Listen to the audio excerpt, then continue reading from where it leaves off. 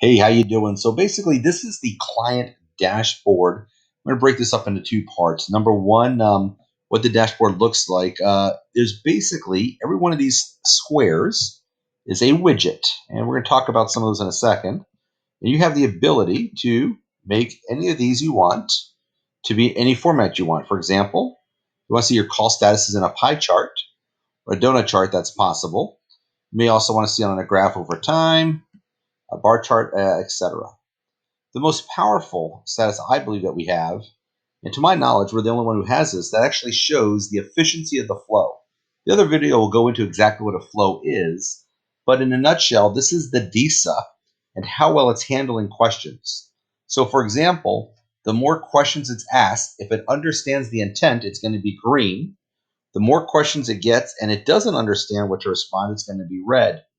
Over time, one hopes to have in the 80s to 90s. If we have a script and rebuttals and a couple hundred front recordings from the beginning, we can be very high in the efficiency. Now, keep in mind our system is always learning.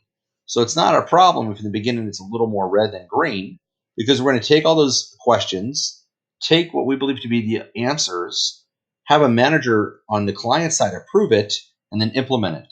So over time, this green arrow will get more and more efficient. Kind of like when you have a hire a new salesperson. How good are they on day one compared to 90 days later? So that's basically, in a nutshell, the dashboard. Now, on top of that, we're also going to want to be able to control our campaigns.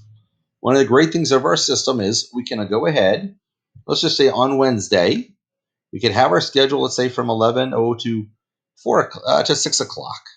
And let's just say we're having a slow day and our 10 DCs isn't enough. You could simply change it to this, and that's it.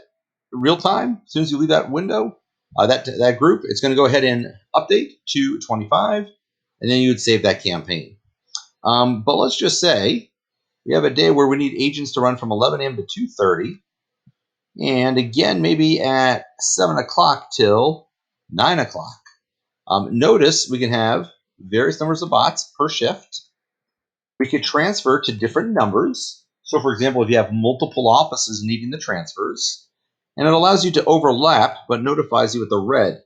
You could also have a third, even a fourth range of different times of different groups going to various offices with various DISAs per shift.